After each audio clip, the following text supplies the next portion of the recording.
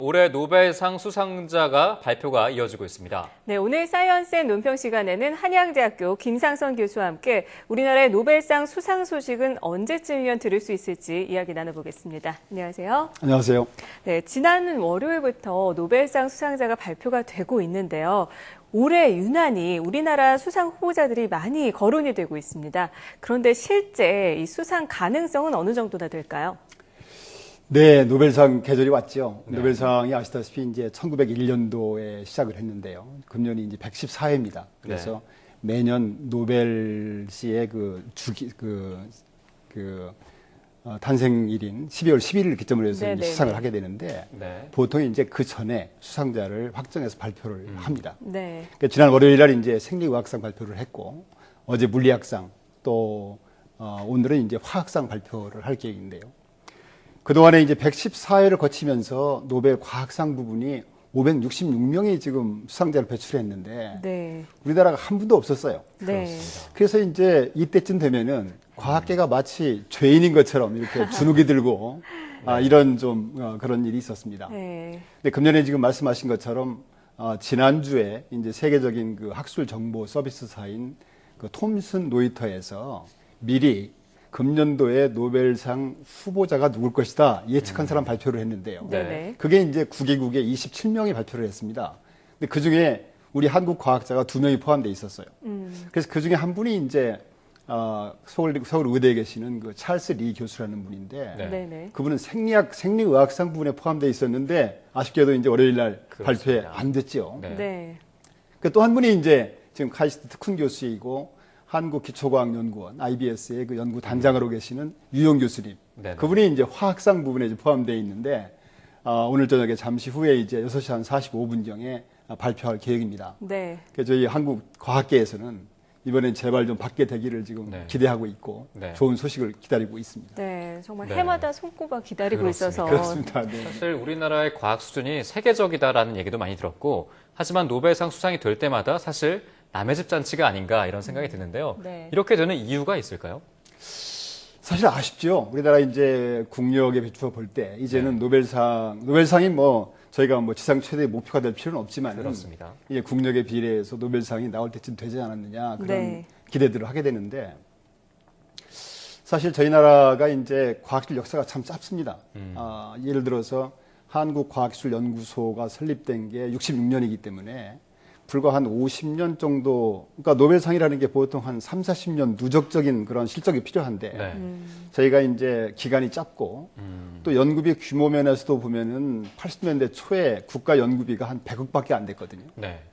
또 제일 중요한 것은 우선 우리나라에게 필요한 그 연구 단계가 기초 원천 이런 것보다는 개발, 실용화, 상용화 연구가 급했죠. 응용과학. 응용과학 쪽에. 그래서 그쪽에 투자를 하다 보니까 아시다시피 이제 최근에 뭐 반도체라든가 조선, 선박, 자동차 모든 분야에서 지금 세계적인 수준에 와 있죠.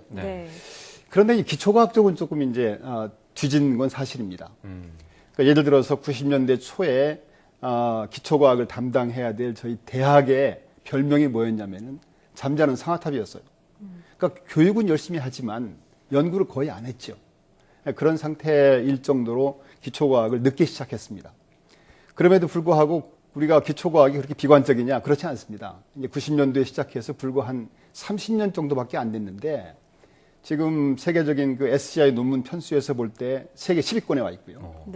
또 그 질적 수준을 평가하는 그 피인용지수 상위 1%에 들어있는 논문 수에서도 세계 15위권에 와 있습니다. 그래서 짧은 우리가 기초연구 투자에 비추어 볼 때 이 성과들은 굉장히 희망적이다.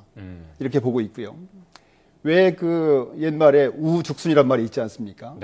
비 온 뒤에 죽순이 막 어마어마하게 이렇게 납니다.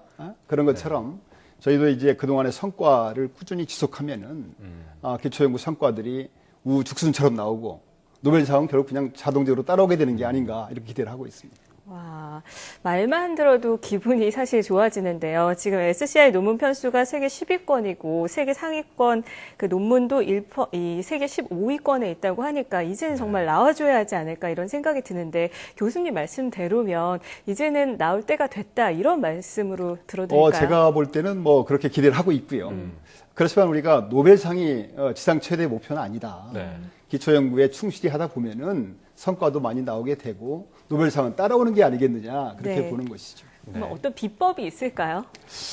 비법이 딱 있겠습니까? 지속적으로 안정적으로 하는 수밖에 없죠. 네. 그런데 그 중에 이제 강조드리고 싶은 사항이 한 3가지가 있다면은 우선 그 과학기술 투자, 또 우수한 인력, 네네. 또 과학기술 인프라 확충, 뭐 이런 것들을 줄 수가 있습니다. 근데 과학기술 투자 측면에서는 우리나라 정부가 참 잘해왔다고 생각이 됩니다. 지난 한 10년간 과학기술 투자가 연평균 9.5% 증가를 했고요. 네네. 심지어는 그 IMF 때 어려운 때에도 과학기술 투자 그 확대 기조만은 유지했죠, 계속. 그리고 최근에 발표한 내년도 예산에서 볼 때도 내년에 사실 좀 어려워요. 세수도 좀 어렵고 또 복지 재정 수요가 많기 때문에 재정 형편이 넉넉치 않은데도 불구하고 내년에 과학기술 예산이 금년 대비 5.9% 증가한 지금 18조 8천억을 지금 편성을 했거든요. 그런 면에서 볼 때는 과학기술 투자 측면에서는 정말 잘하고 있다 생각이 됩니다. 네. 두 번째가 이제 우수 인력 확충인데요.